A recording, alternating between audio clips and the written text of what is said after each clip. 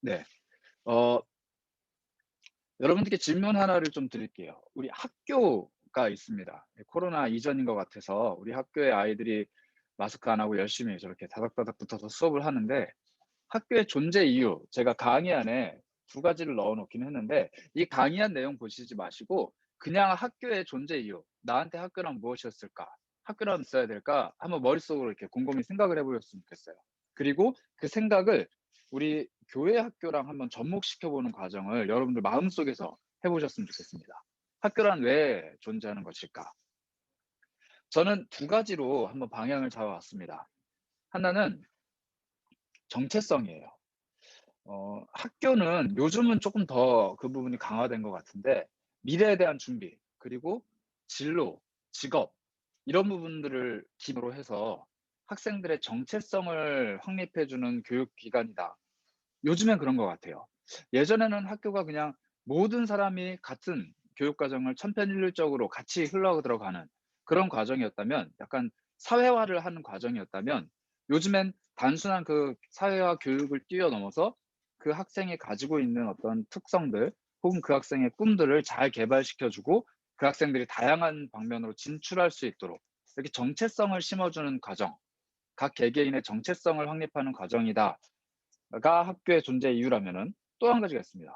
바로 공동체성이에요. 만약에 정체성만 심어 줄 거라면은 아이들이 집에서 부모님들과 같이 재택교육을 하면 돼요. 그런데 굳이 학교에 가서 얼굴을 마주치고 서로 반이 막 섞였다가 흩어졌다가 학년이 바뀌었다가 막 이렇게 하는 이유, 이게 공동체성이 굉장히 중요한데, 이 학교에 그룹되어 있는 이 공동체의 성향에 따라서 아이들의 삶이, 또 아이들의 성장 환경이 굉장히 바뀌잖아요. 그래서 우리가 좀 슬픈 이야기이긴 하지만 더 좋은 학군을 가기 위해서 많이 애를 쓰는 이유, 주변에 있는 아이들의 영향력을 무시할 수 없기 때문에, 또 속해 있는 그 공동체의 성향을 무시할 수 없기 때문에.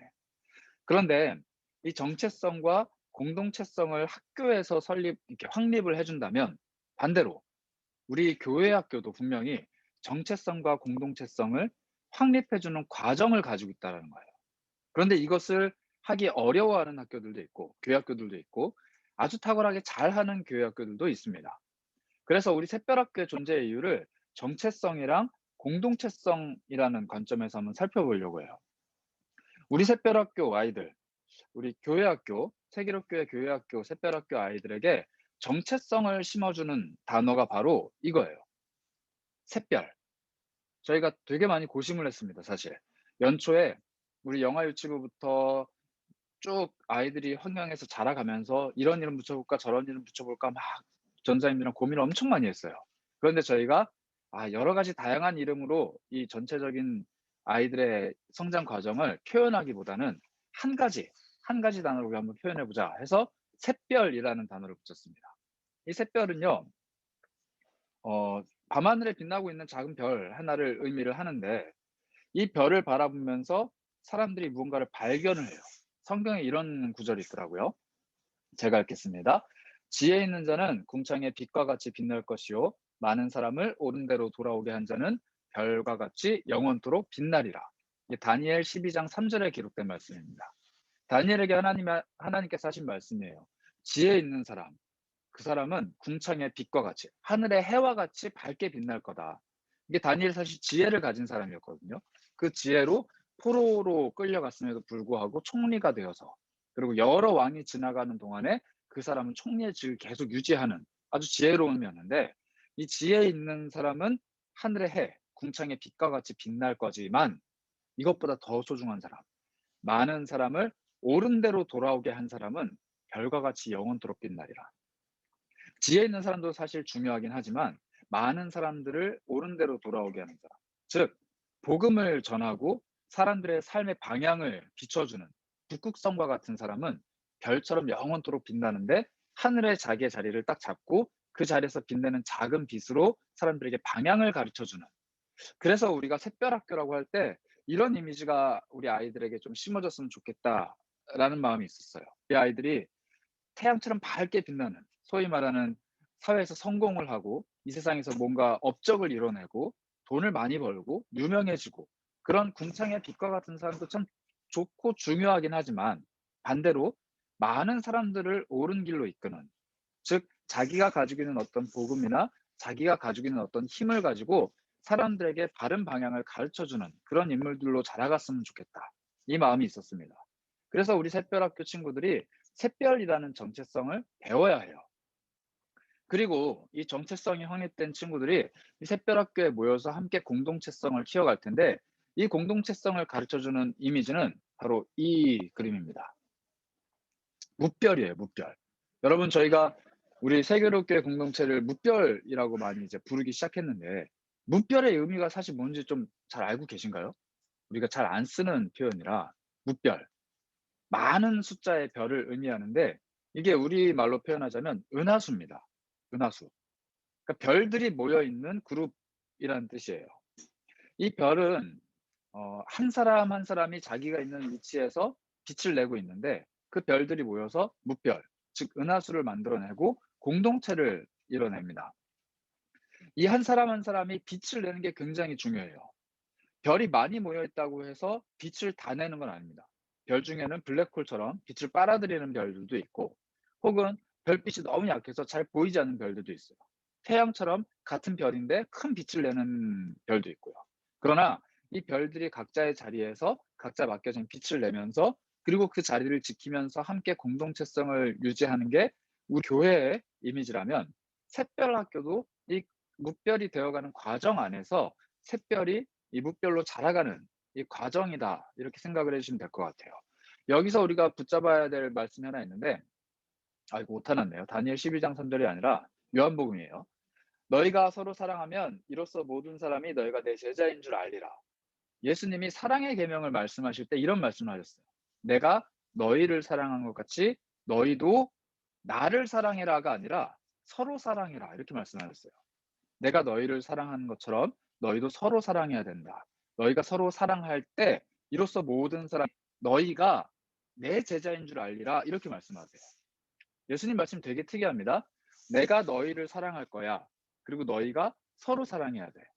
그리고 너희가 서로 사랑하는 모습을 사람들이 봤을 때, 사람들이 '아, 얘네는 예수님께 사랑을 받은 사람이구나.'라는 것을 아는 게 아니라, 물론 그것도 알겠지만, 사람들이 '아, 이 사람들은 예수님의 제자이구나.'라는 것을 알게 된다라는 거예요.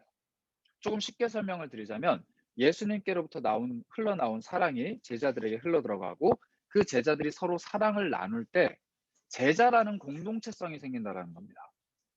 이런 원리로 우리 샛별학교의 정체성도 선생님들로부터 예수님의 복음, 예수님의 사랑이 흘러들어가고, 이 샛별 아이들이 그 사랑을 받아서 자기들끼리 그 사랑을 나누기 시작하고 공동체성을 형성하기 시작하고 샛별 학교가 일어서기 시작하면은, 그것을 봤을 때 '아, 여기는 세계롭교회 중등부구나. 세계롭교회 초등부구나.'가 아니라 '세계롭교회의 하나님의 제자들, 예수님의 제자들이 모여 있구나.'라고 공동체의 정체성이 형성된다라는 말씀입니다.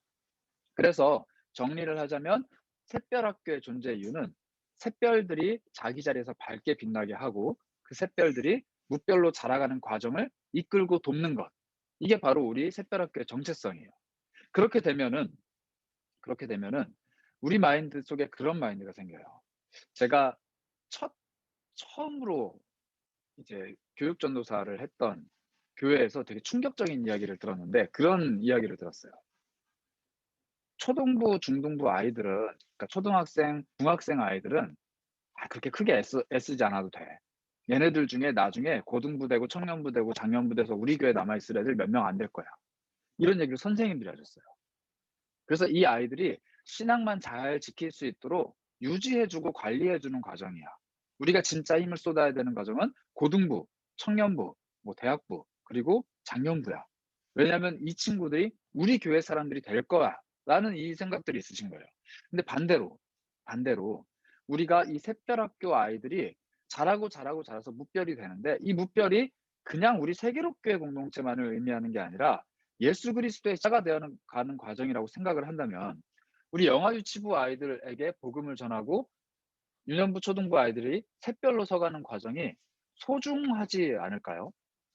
이 별이 자기가 있어야 될 자리에서 빛나는 과정을 우리가 돕는 거라면, 이 별이 훗날 뭐 청년부가 되고 장년부가 되어서 우리 교회 공동체 안에서 빛나지 않는다고 할지라도 다른 곳에서 자기가 빛내야 되는 것을 제대로 빛낼 수 있다라면 우리가 이 아이들에게 헌신하고 투자하고 우리의 힘을 쏟는 게 소중한 일이 아닐까 싶습니다. 그래서 우리의 사역의 마인드를 조금 넓히셨으면 좋겠어요. 우리 아이들, 우리 아이들이 아니라 우리 아이들은 예수님의 아이들이고 예수님의 제자들이고 이 세상에서 널리 널리 흩어져서 빛을 발해야 되는 친구들이라고 우리의 마인드를 확장하는 그런 개념이 뭐라 그럴까요? 우리의 개념이 그렇게 성립됐으면 좋겠어요. 자, 그래서 어 이 말씀 한 구절을 한번 살펴봤으면 좋겠는데요. 예수님에 관한 이야기입니다. 예수는 지혜와 키가 자라가며 하나님과 사람에게 더욱 사랑스러워 가시더라. 마태복음 2장 52절인데요. 예수님의 성장 과정에 대해서는 성경이 굉장히 침묵하고 있어요. 태어나실 때도 아주 디테일하게 설명을 하시고 예수님이 사역을 시작하실 때도 되게 디테일하게 설명을 하시는데 그 거의 한 30년에 가까운 성장 과정을 몇 글자로만 표현을 하세요. 그런데 저는 이 과정 안에 이 한 구절 안에 예수님의 성장 과정이 다 담겨 있다고 생각을 합니다. 예수님께서 지혜와 키가 자라가셨대요. 그리고 하나님과 사람에게 더욱 사랑스러워지셨대요. 지혜와 키가 자라갔다라는 것은 지혜 말 그대로 이 뭐랄까요? 사람의 생각과 사고방식과 무엇보다도 어떤 영적인 부분이 자라가셨다라는 거예요. 키가 자라갔다라는 것은 단순히 육체가 커졌다라는 것만 이야기하는 것이 아니라 사역을 감당하실 수 있을 만큼 이 신령이 강건해지신 것, 그리고 사회적으로 사람들에게 인정받을 수 있을 만큼 성인으로 성장하신 것을 의미하겠죠. 이게 하나님 앞에서의 정체성의 성장이에요. 우리가 아까 정체성과 공동체성을 이야기했는데 지혜와 키가 자라가는 것은 개개인의 정체성이 자라는 과정을 의미한다라면 하나님과 사람에게 더욱 사랑스러워하시더라. 이거는 관계를 의미하는 공동체성입니다. 예수님이 사랑스러운 존재로 자라가셨는데 가족 안에서만 사랑스러운 것이 아니라 우리 하나님 보시기에도 사랑스러운 존재, 사람들이 보기에도 사랑스러운 존재로 자라가셨어요. 예수님께서는 그 과정을 거치셨습니다. 그래서 예수님께서 지혜와 키, 즉 정체성을 성장하셨고 하나님과 사람에게 사랑받는 과정, 즉 공동체성을 성장하시는 과정이 이 누가복음의 한 문장이 표현해 주고 있어요. 그리고 성경을 여러분들 좀 보시면은 그 사건이 있습니다. 예수님이 예루살렘에 올라가셨는데 거기서 부모님들과 이렇게 지내다가 부모님이 먼저 고향으로 돌아가시고 예수님이 그 자리에 남아 계셨어요. 그러니까 뭐랄까요? 잃어버린 아이가 된 거죠. 근데 이 아이가 그 예루살렘에서 대제사장들과 거기에 있는 바리새인들과 대화를 막 나누십니다, 예수님이. 그런데 부모님이 막 가다가 없네 하고선 돌아가서 막 찾아요. 그리고 찾아가서 막 혼을 내죠. 성경에는 좀 완곡하게 표현되어 있지만 아마 엉덩이를 막 때렸을지도 몰라요. 마리아가 울면서 "왜 여기 있냐?" 막 이러면서. 그런데 예수님이 그 말씀을 하세요. "내가 아버지 집에 있어야 될 것을 왜 이상하게 여기십니까?" 그래서 다시 집으로 돌아가신 일. 저는 이 이야기가 왜 성경에 기록되어 있을까? 예수님 잃어버릴 뻔했다가 찾았다. 미아가 될 뻔했다 발견했다. 뭐 이런 이야기일까요? 전 그건 아닌 것 같아요.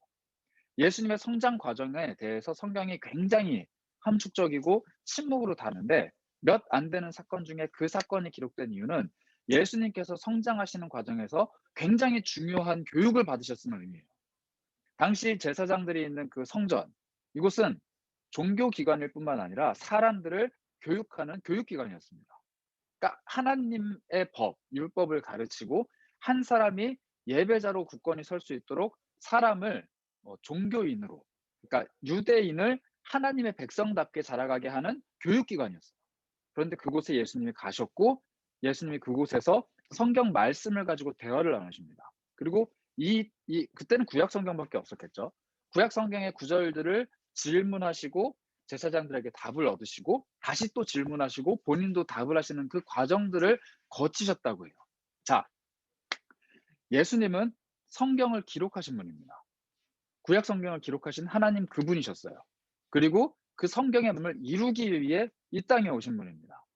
예수님은 말씀 그 자체이셨다라고 요한복음이 얘기하고 있습니다. 그렇다면 예수님이 이곳에서 질문을 하시고 답변을 얻으신 게 과연 무슨 의미일까요? 예수님께서는 지혜와 키가 자라가시는 과정, 하나님과 사람에게 더욱 사랑스러워져 가시는 이 과정 속에서 교육을 받으셨어요. 교회 학교에서 교육을 받으신 거예요. 자신의 수준, 자신의 성장 과정에 알맞는 교육을 교회 학교에 방문을 하셔서 그에 있는 선생님들께 교육을 받으신 겁니다. 그리고 나서 뭘 깨달으셨냐? 구약 성경에 예언된 자기 자신에 관한 예언. 그분이 이 세상 죄를 담당하시고 어린 양처럼 침묵으로 끌려가셔야 하고 큰 고통을 당하셨어야 하며 그것을 통해서 억눌리고 매여 있는 수많은 자기 백성을 구원하실 거라는 거. 그 예언된 말씀을 그분이 직접 눈으로 보시는 거예요. 본인이 기록하신 말씀이지만 본인에 대해 예언된 그 말씀, 아버지 하나님께서 기록해 놓으시고 수천 년 동안 지키셨던 그 말씀을 이 땅에 오신 예수님이 눈으로 보십니다. 그리고 말씀의 의미를 다시금 되새기시고 깨달으셨겠죠. 그리고 그 과정을 지나가서 서른 어느 시점에 예수님께서는 실제로 그 말씀을 성취를 하십니다. 이 예수님의 성장 과정이 우리 교회학교 샛별들에게 그대로 투영이 된다면은 하나님께서 분명히 이 아이들의 삶 속에 계획하신 바가 있어요. 예수님이 인생의 어느 한 시점에 십자가에서 고난 당하실 것을 하나님이 계획하셨던 것처럼 이들이 인생의 어느 한 시점에 하나님을 만나고 그 하나님께로부터 소명을 받고 그 하나님의 뜻대로 자기 인생을 걸어가며 자기 인생을 하나님께 맡겨드리는 것이 하나님 계획 속에 반드시 있는데 이 계획을 깨닫게 되는 과정이 바로 교회 학교라는 겁니다. 다른 그 어디에서도 이걸 깨닫게 해줄 수 없어요. 물론 가정이 신앙 안에서 완전하게 서 있는 과정이고 부모님들이 이 역할을 잘 해주실 수 있다면은 그 아이들 부모의 품 안에서 가정의 테두리 안에서 자기 소명을 잘 발견할 수 있습니다. 그러나 이 가정이라는 익숙한 공간이 아니라 정말로 성경을 가르치고 하나님을 말해주고 지혜와 키가 자라가는 일에 도움이 되는 하나님과 사람에게 사랑을 받는 일에 도움을 줄 수 있는 전문화된 기관, 그리고 하나님이 이 땅에 세우신 유일한 기관, 교회. 이 교회 공동체 안에서 아이들이 소명을 발견할 수 있다는 얘기입니다.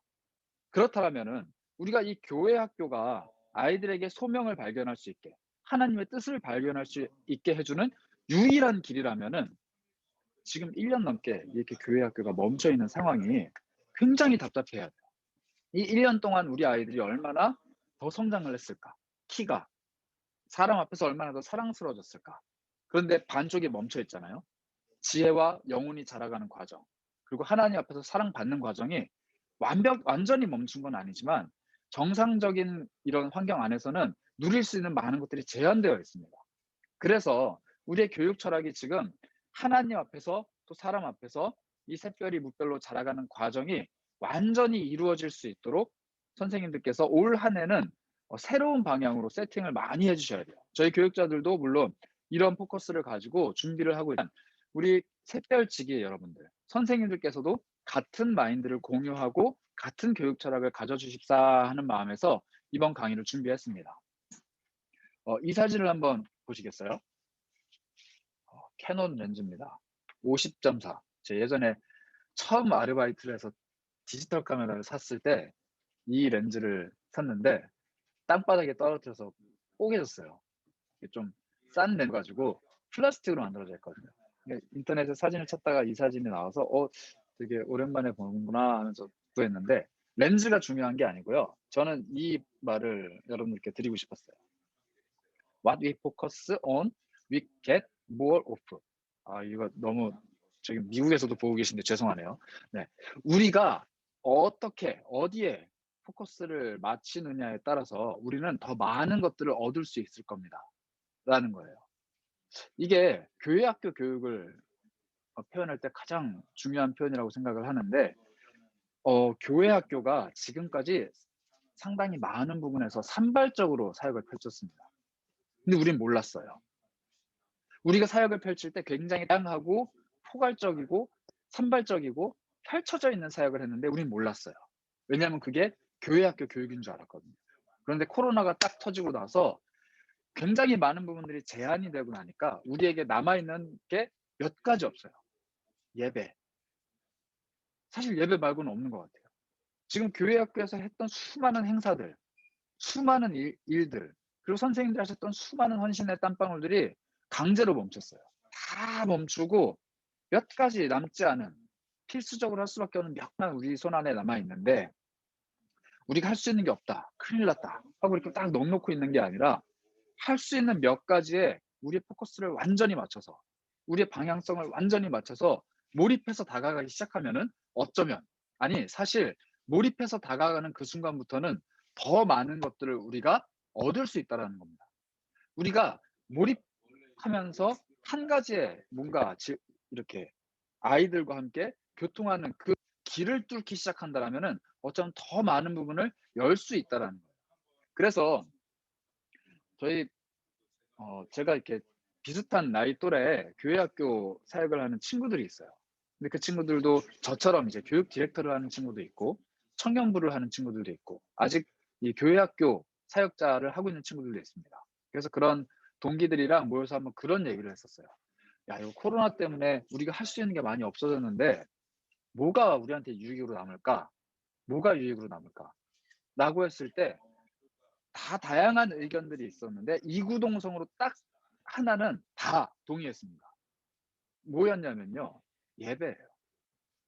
예배가 남았다. 다 흩어졌는데 예배가 남았다. 그래서 저희는 이게 오히려 어쩌면은 우리에게 긍정적인 효과, 긍정적인 영향력일 수도 있겠다. 우리가 예배에 몰입해야 되는 그 역량을 사실 다른 부분에 산발적으로 많이 흩어놨는데 예배에 모든 힘을 쏟을 수 있는 그 역량을 다른 곳에 쏟느라고 우리가 좀 산만했을 수도 있는데 이 모든 것들을 잠시 멈추고 예배에 올인하는, 예배에 몰두하는 것을 한국 교회가 배우고 있구나. 특히 교회 학교가 배우고 있구나. 우리 아이들이 배우고 있구나라는 것을 공감했습니다. 우리 아이들 지금 여러분들 1년 지나고 나면요. 아이들이 거의 극과 극이에요. 교회를 완전히 놓아 버린 친구들이 있는 반면에 진짜 신앙이 있는 친구들은 지금 답답함을 느끼고 있습니다. 현장 예배를 갈망하고 있어요. "나 교회 가고 싶습니다." 혹은 "나 이렇게 살면은 안 될 것 같아요."라는 이야기들을 종종 합니다. 제가 작년에도 고등부를 했었는데 작년에도 고등부 아이들 1년 지나고 나니까 마지막에 그 얘기하더라고요. "내가 교회 안 가면은 더 큰일이 일어날 것 같아요. 내가 지금도 이렇게 신앙이 많이 무너져 내렸는데 이제 여기서 쪼금 더 교회를 안 가기 시작하면은 내 신앙 완전히 무너질 것 같아요."라고 아이들이 먼저 이야기를 하더라고요. 아이들도 이제는 알아요. 예배가 단절되고 이런 환경이 단절되어 있다라는 게 내 영혼, 내 삶에 굉장히 악영향을 끼친다라는 것, 당사자들이 더 잘 압니다. 그러나 그것을 제대로 표현하지를 못하는 거예요. 우리 영아 유치부 아이들뿐만 아니라 중고등부 아이들도 이것을 제대로 표현하는 법을 몰라서 그렇지 영혼의 답답함은 가지고 있거든요. 근데 그 답답함을 열어주고 한 가지로 목적을 집중할 수 있게 만들어주는 과정, 이 과정이 바로 이 코로나 시기에 우리 선생님들이 해 주셔야 되는 과정입니다. 그래서 우리 2021 년을 시작하면서 저희가 이렇게 사역을 쪼끔 정리하고 리뉴얼을 했습니다. 솔트 이렇게 뭔가 일치시키고 정렬을 하는 건데 제 강의 안에는 3 가지를 넣어 놨어요. 우리 하나 바이블. 영아 유치부부터 초등부까지는 하나 바이블 교재로 저희가 새롭게 정렬을 했습니다.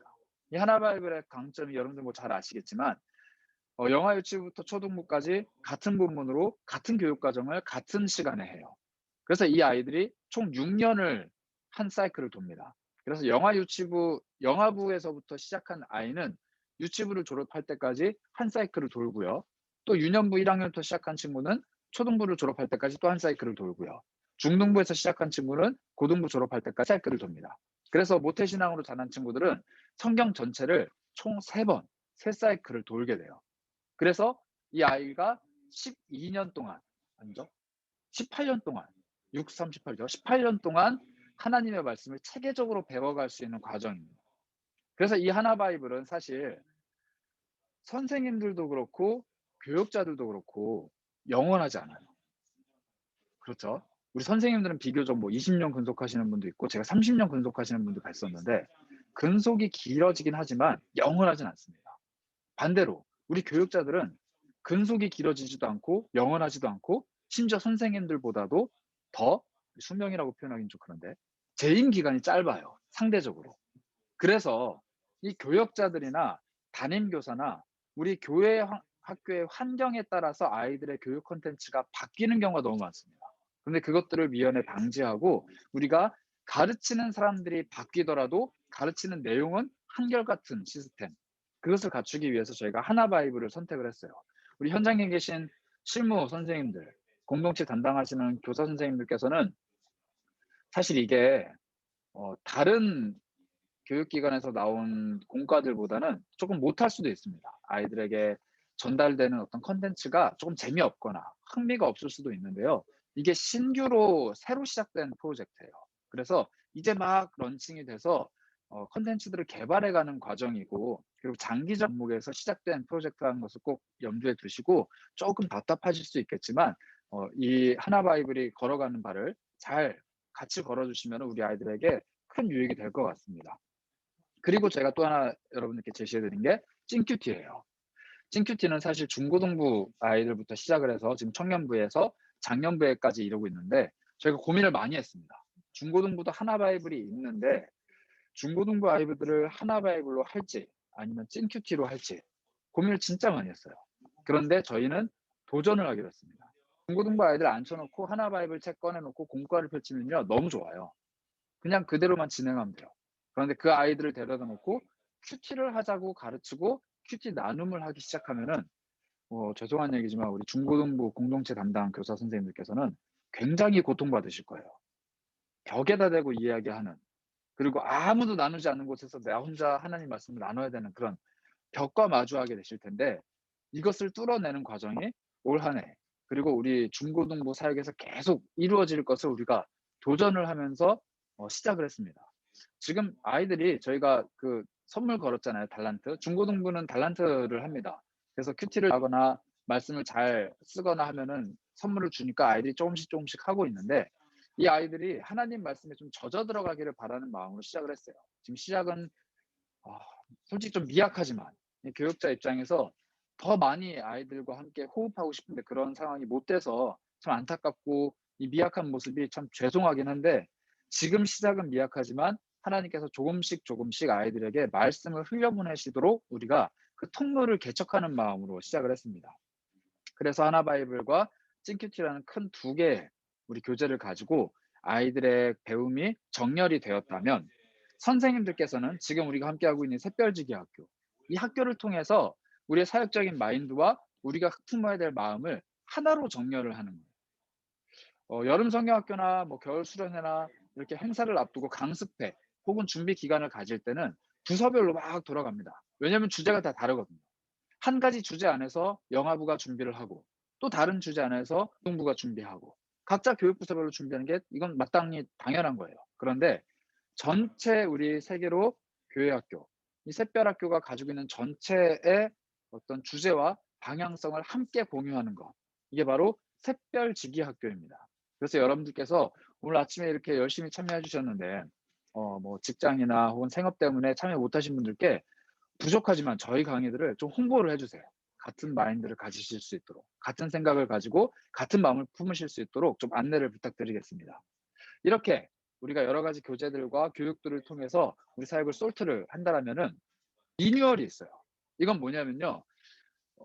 되게 제가 적합한 표현을 찾느라고 이 표현을 막 억지로 쓰긴 했는데, 제가 그래서 여기다가 넣어 놨습니다. 유연함이라는 표현인데, 이 표대를 향해서 우리가 달려가는 것은 정렬, 즉 솔트라고 한다라면, 이 달려가는 과정에서 우리가 수시로 우리 사역을 계속 갱신하고 새롭게 하고 변화를 주는 것, 이게 리뉴얼이에요.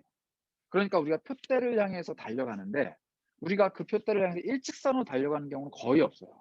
마라톤도 42.195km를 일직선으로 쭉 달려가는 게 아니라 이상한 코스 딱 돌고 돌아서 표대를 향해서 가는데, 마지막엔 트랙을 한 바퀴 돌고 이렇게 딱 들어가죠. 우리 교회 학교 사역도 마찬가지입니다. 만약에 표대가 하나라고 해서 영아 유치부부터 우리 고등부까지 같은 방식으로 같이 달려갈 수는 없어요. 그래서 각자 정렬을 하고 달려가고, 때로는 그 정렬된 부분이 작년보다 올해가 더 발전될 수도 있고, 작년에 했던 것 중에 필요 없는 부분들을 덜어낼 수도 있고요. 올해의 상황에 맞게 우리가 새롭게 시도를 할 수 있습니다. 올해가 사실 그런 해예요.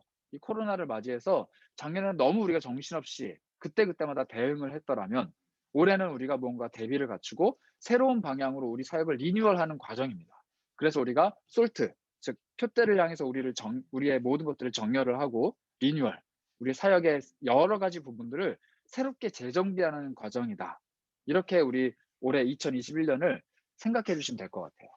빌립보서 3장 13절부터 14절 말씀이 이렇게 이야기합니다. 형제들아, 나는 아직 내가 잡은 줄로 여기지 아니하고 오직 한 일, 즉 뒤에 있는 것은 잃어버리고 앞에 있는 것은 잡으려고 표대를 향하여 그리스도 예수 안에서 하나님 위에서 부르신 부름의 상을 위하여 달려가노라. 바울이 사역의 말년, 그러니까 돌아가시기 직전쯤 언제쯤인가에 이 말씀을 하셨어요. 이미 이분이 세우신 교회가 어마어마하게 많습니다. 이미 이분이 기록하신 성경이 그때 당시엔 성경이 아니었지만 하나님의 영감을 받아서 기록한 이 위대한 편지들이 어마어마하게 많았어요. 이미 이분 밑에는 수많은 제자들이 있었고 이미 이분을 중심으로 하여서 교회가 네트워크를 형성하고 있었습니다. 이미 이분의 제자들 중에서는 순교하신 분들도 있고 교회의 리더가 되신 분들도 있고 그리고 이 바울 사도가 자신의 사역을 마무리하는 노년의 과정에 접어들었습니다. 그런데 이분이 이렇게 말씀하시는 거예요. 아직 내가 못 잡았다. 예수 그리스도라는 표대를 아직 못 잡았다. 그래서 내가 지금까지 해왔던 일, 내 뒤에 있는 모든 일들은 잊어버리겠다. 이게 내 전부라고 여기지 않고 내가 지금까지 해왔던 것들은 다 잊어버리고 내 앞에 있는 아직 못 잡은 이 표대, 예수 그리스도라는 그 표대를 붙잡기 위해서 내가 달려가는데 그리스도 예수 안에서 하나님이 위에서 나를 부르신다. 그러니까 내가 위에 있는 표대를 바라보면서 달려간다. 앞에 있는 것을 붙잡고 내가 달려가기를 원한다. 이렇게 이야기를 합니다. 교회 학교 교육이 바로 이런 거예요. 우리가 지금까지 이렇게 해왔다. 우리가 지금까지 아이들을 이렇게 가르쳐 왔다. 우리가 지금까지 이렇게 행사를 진행해 왔고 이렇게 예배를 갖고 왔고 이렇게 운영을 해왔다라는 수많은 믿음의 유산들이 우리에게 있습니다. 그러나 여러분들 너무 여실히 느끼고 계시잖아요. 지금 코로나 시대에 이 유산들 중에서 상당 부분은 우리에게 의미가 없어졌어요. 의미라기보다는 이것을 활용할 수 있는 상황적 여건이 없어져 버렸어요. 그리고 우리는 이제 새로운 것들을 잡아야 합니다. 새로운 표대를 잡기 위해서 새로운 길로 달려가야 해요. 이럴 때일수록 선생님들께서 더 창의적이고 더 열정적이고 더 헌신적이고 무엇보다 더 기발한 아이디어를 많이 내주셔야 돼요. 왜냐하면 여러분들이 내주시는 그 아이디어가 우리 샛별학교가 달려갈 길이 되고 여러분들이 헌신해 주는 그 헌신이 우리 샛별학교의 새로운 역사가 될 거예요. 누가 이렇게 줌에서 모여서 회의할 줄 알았습니까? 누가 어떻게 유튜브에서 예배를 할 줄 알았겠어요? 누가 어떻게 아이들이랑 원격으로 대화를 할 줄 알았겠습니까? 아이들이 현장에 와야 그 아이들이 가지고 온 달란트 카드에 스티커를 붙여주는 그 성경학교의 시스템이 지금 완전히 온라인으로 뒤바뀌었잖아요. 그런데 만약에 코로나가 없었더라면 코로나가 없었더라면 지금 우리가 하고 있는 수많은 온라인 사역들이 코로나가 없었을 때 어떤 한 교회에서 펼치기 시작한다? 이건 논란거리였을 거예요. 이게 과연 교회냐? 이게 교회가 나아가야 할 방향이냐? 이게 교회 공동체성이 유지되는 방향이냐? 라고 우리가 논란의 불씨를 지폈을 텐데 코로나라는 어떤 상황에 딱 떨어지니까 모든 교회가 이것에 대해서 새로운 관점을 가지고 새로운 시각으로 새로운 신학적인 관점으로 고민을 해보고 괜찮다. 이게 우리가 새롭게 달려갈 방향이고 새롭게 달려가야 할 길이다라는 것을 공감하기 시작합니다. 이 공감은 이 사역적인 마인드가 계속 뭔가 이렇게 리프레시되고 뭔가 이렇게 새 변화될 수 있는 여지를 이 유연성을 많이 가지고 있는 사람일수록 더 펼쳐질 수 있는 가능성이 큽니다.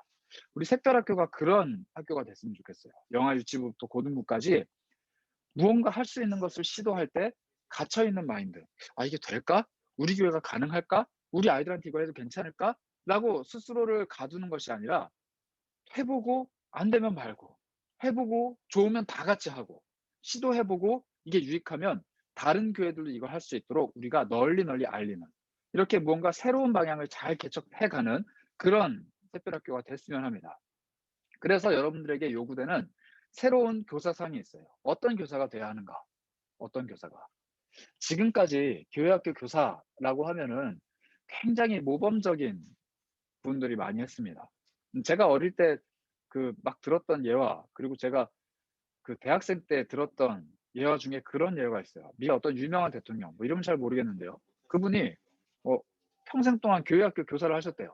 그러다가 대통령을 하는 동안에 뭐 잠깐 멈추셨는데 대통령이 이제 임기가 끝나고 나서 다시 또 그 고향 교회에 가서 주일학교 아이들 뭐 신발 정리하는 그 봉사를 하셨더라. 그래서 교회학교 교육이 이렇게 중요하다. 교사가 모범이 돼야 된다. 뭐 이런 얘기를 교사 대학 같은 거, 교사 세미나 같은 거 할 때 많이 얘기를 해 주셨어요. 근데 그때 저는 이제 마음에 많이 부담이 됐죠. '와 그러면은 난 교사 못 하는데.' 대통령이 해야 되는 교사를 내가 어떻게 해.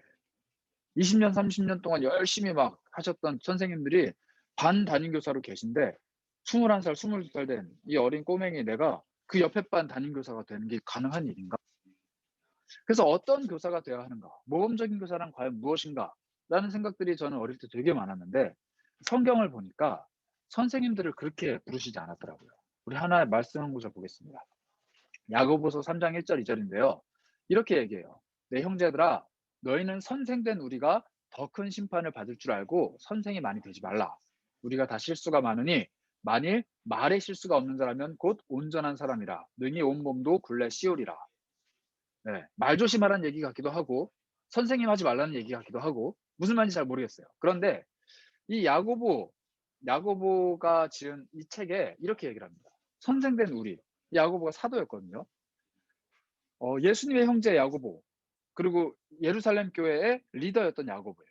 예수님을 직접 어린 시절, 아까 그 함축적으로 녹여져 있었다는 그 예수님의 어린 시절을 같이 자라온 야고보고 예수님의 일거수일투족을 다 알았던 야고보. 예루살렘 교회, 이 온 세계에 처음으로 세워졌던 교회, 예루살렘에 있는 이 기독교 교회의 리더였던, 첫 리더였던 야고보입니다. 즉 우리말로 바꾸자면은 이 전 세계 역사상에 제일 첫 담임 목사 하신 분이에요. 근데 이분이 지금 이렇게 얘기해요. "선생, 이 교사가 된 우리가 더 큰 심판을 받는다. 우리가 말에 실수가 많은 사람인데 이 말을 하는 사람, 그러니까 교육하는 사람이기 때문에 이 말에 굴레를 씌우지 못한다면, 즉 온전한 사람이 될 수 없다면 우리는 더 많은 심판을 받을 수밖에 없다. 그러니 너희들은 선생이 되지 말아라." 이렇게 권면해요. 야, 이제 선생님 안 해도 되겠다. 나는 말을 잘 못해요. 저는 말에 실수가 너무 많은 사람이에요. 전 말주변이 없어요. 전 이제 교사 그만하고 2022 년부터는 안 하겠습니다. 라고 이야기하는 게 아니라 야고보가 말하고 싶었던 건 뭐냐면요. 이거예요. 온전한 사람. 말에 실수가 없는 온전한 사람을 하나님께서는 찾아서 교사로 세우지 않았다라는 겁니다. 내가 말에 실수가 많은 사람임에도 불구하고 하나님께서는 나를 예루살렘의 리더로, 사람들 앞에 선생으로, 우리 교회 공동체 아이들 앞에 교사로 세우셨다라는 거예요. 이 야고보가 어떤 말실수를 했냐면요. 예수님께 찾아와서 그렇게 얘기했어요. "예수님, 당신이 정말로 하나님 아들이면은 세상 앞에서 당신을 보여주세요. 당신이 하나님 아들인 거 보여보세요. 증명해 보세요." 예수님의 가족들, 형제들이 찾아서 그렇게 얘기했거든요. 심지어 어머니 마리아를 모시고 와서 예수님 끌고 가려고 했어요.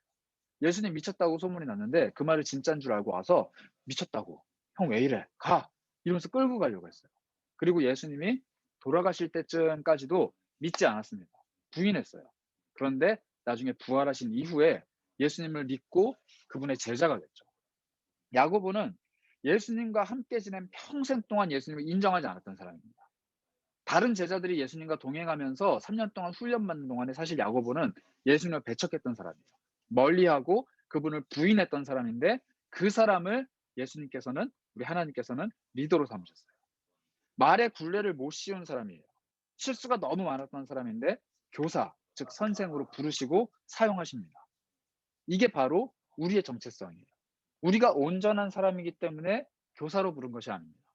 우리가 부족한 사람이기 때문에 교사로 세우신 거예요.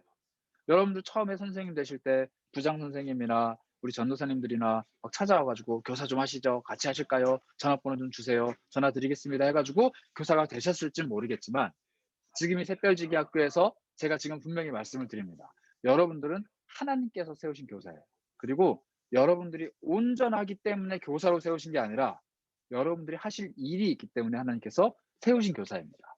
어떤 일을 하셔야 되느냐? 바로 이 일이에요. 이 예수님 말씀인데요. 이렇게 말씀하셨습니다. "너희가 나를 선생이라 또는 주라 하니 너희 말이 옳도다. 내가 그러하다. 내가 주 또는 선생이 되어서 너희의 발을 씻었으니 너희도 서로 발을 씻어 주는 것이 옳으니라.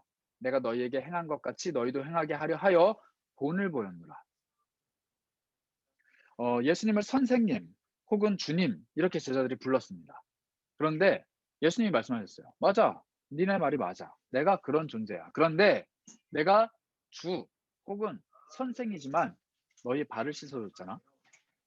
이 발 씻는 행동은 사실 그 당시 노예가 하는, 일반인들은 서로가 서로에게 해 주지 않는 행위였습니다. 노예가 주인 혹은 손님에게 하는 행위였는데 일반인들도 안 할 뿐더러 주님 혹은 선생님이라고 존칭을 받는 존재들은 발을 씻어주는 행위를 할 수가 없어요. 문화상. 할 수가 없는 일이에요. 그런데 그 일을 예수님이 하셨습니다. 그리고 나서 뭐라고 말씀하셨냐면 선생, 주라고 불리는 내가 이 일을 행한 것 같이 너희도 행하게 하기 위해서 내가 본을 보였다. 이렇게 말씀하세요. 예수님은 단 한 번도 제자들을 선생님으로 임명하신 적이 없습니다. 예수님은 단 한 번도 제자들을 주로 임명하신 적이 없어요. 아무리 위대한 사도일지라도 주 혹은 선생 이렇게 부름을 받지 않았어요. 불림을 받지 않았어요. 예수님만 그것으로 불림을 받으셨고 예수님의 제자라고 그들은 호칭을 당했습니다. 그래서 이거예요. 완전한 선생님은 오직 예수님 한 분뿐입니다. 완전하신 주님도 예수님 한 분뿐이시죠. 우리는 그 예수님을 따르는 모습을 보여주는 사람이에요. 샛별들에게, 우리 아이들에게 예수님이라는 이런 좋은 선생님이 계신데 이 선생님을 쫓아가려면 이렇게 하는 거야라고 가르쳐주는, 이 예수님이 하셨던 일들을 쫓아가는, 본을 따라가는 사람들은 이렇게 가는 거야라고 가르쳐주는 사람이 바로 이 샛별학교의 교사 선생님들이라는 것입니다. 그래서 우리가 이 마음에서 벗어날 수 있어요. 완벽주의자, 연기자, 이 두 가지 컴플렉스에서 벗어날 수 있습니다. 완벽주의자는 어떤 사람이냐면 내가 교사인데, 내가 아이들의 영혼을 담당한 사람인데 내가 완벽해야 돼라는 마음으로 막 신앙생활에 열심을 내고 아이들 앞에서 뭔가 율법적으로 완벽한 모습을 드러내기 위해서 열심을 다하는 사람, 혹은 나는 엉망진창인데 그래도 애 앞에서 그러면 안 되지 하면서 막 이렇게 뭔가를 보여주기 위해서 연기하는 사람, 이게 우리 교사 선생님들의 컴플렉스가 되면 안 돼요. 나는 완벽하지 못한데 더 완벽한 사람이 돼야겠다. 나는 맨날 연기하는데 양심에 가책을 느낀다. 이게 우리의 컴플렉스가 아니라 우리가 가지고 있는 것을 보여주는 것이 아니라 우리에게 없는 것을 보여주는 것. 성경 말씀에 이렇게 이야기를 합니다. 베드로가 말했어요. 은과 금은 내게 없거니와 내게 있는 이것을 내게 준다. 나사렛 예수 그리스도 이름으로 일어나 걸어라. 베드로가 성전에 들어갈 때 성전 미문에 앉아서 구걸을 하던 강도가 있었습니다. 강도가 아니죠. 거지가 있었어요. 거지가 베드로가 무언가를 줄 거라고 기대를 하고 그 간절한 눈빛으로 베드로를 바라볼 때 베드로가 이 얘기를 했어요. 금도 없어. 은도 없어. 네가 원하는 건 나한테 아무것도 없어. 그런데 나한테 있는 것을 너한테 줄 거야. 여러분들, 우리가 완벽주의자가 되려고 하고 또 연기자가 되려고 하고 모범이 되는 선생님이 되려고 하는 그 순간부터 우리에게 없는 것을 가져야 되기 때문에 굉장히 딜레마에 빠져요. 그런데 내가 가지고 있는 것을 아이들에게 주는 것이 아니라 나에게 없지만 내가 가지고 있는 그 다른 것들을 주머니에서 꺼내서 줄 때 이 아이들은 교회 학교에서만 맛볼 수 있는 교육을 볼 수 있습니다. 인격적으로 너무 훌륭한 선생님, 그리고 재정적으로 너무 탄탄한 선생님, 혹은 사회적으로 너무 성공한 선생님들, 이 아이들 주변에 세상에 널리고 널렸어요. 가족이 그런 사람일 수도 있고 학교 선생님이 그런 사람일 수도 있고 이 아이들이 매일 마주하고 있는 영상, 유튜브 속에 나오는 수많은 유명인들, TV 속에 나오는 수많은 좋은 이야기들, 미담들이 그 아이들에게 그런 교사가 될 수는 있습니다. 우리가 그것을 주기는 너무 힘들어요. 그런데 우리만 줄 수 있는 것, 이 샛별학교만 줄 수 있는 것은 딱 한 가지, 나사렛 예수 그리스도의 이름, 이 하나가 우리에게 있는가. 우리 샛별학교의 교육 속에 은과 금을 자꾸 담기 위해서 노력하는 것이 아니라 그거 다 없어 얘들아, 우리가 너희들한테 줄 수 있는 게 없어, 그런데 이거 하나만큼 줄 수 있다 하고 딱 내놓는 게 예수님, 이 복음이라면은 우리 샛별학교가 가르치는 이 교육이 반드시 성공하지 않을까. 이 성공이라는 것은 우리 아이들의 숫자가 늘어나고 우리 아이들의 어떤 상황이 개선되는 것이 아니라 아이들의 영혼이 돌아오고 이 아이들의 영혼이 구원을 얻는 일에 도움이 된다라는 성공입니다. 그게 교회 학교가 해야 되는 일이고 그게 샛별학교의 정체성입니다. 그러므로 세계로 샛별학교의 교육 철학을 이렇게 한번 최종적으로 정리를 해볼게요. 우리 무별들, 부모 세대들이 가지고 있는 예수 그리스도라는 이 구원의 소식을 우리 아이들, 샛별들에게 전하고 가르치는 것. 전하기만 하는 게 아니라 가르쳐야 됩니다. 이게 좀 뉘앙스가 비슷한데, 전한다라는 것은 이 아이들 마음속에 예수 그리스도를 심겨준다라는, 예수님의 이야기를 해준다라는 의미라면, 가르친다라는 것은 이 아이들이 그 예수 그리스도를 본받아서 살아갈 수 있는 삶을 가르쳐 주는 거예요. 그래서 우리가 가지고 있는, 무별이 가지고 있는 예수 그리스도를 샛별들에게 전하고 가르쳐서 궁극적으로는 우리가 다 함께 은하수가 되어가는 것. 이 무별의 모임, 수많은 별들의 모임, 은하수가 함께 되어가는 것이 바로 세계로 샛별 학교의 교육 철학입니다. 우리가 해야 될 교육이 바로 여기에 있습니다. 제 강의는 여기까지입니다. 긴 시간 동안 일방적으로 들어주셔서 너무 감사하고요. 혹시 질문 있으신 분들은 한번 질문을 받아보도록 하겠습니다.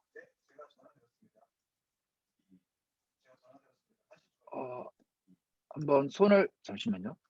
손을 들어서 표를 한번 해주시겠어요? 질문이 있으신 분 혹시라도.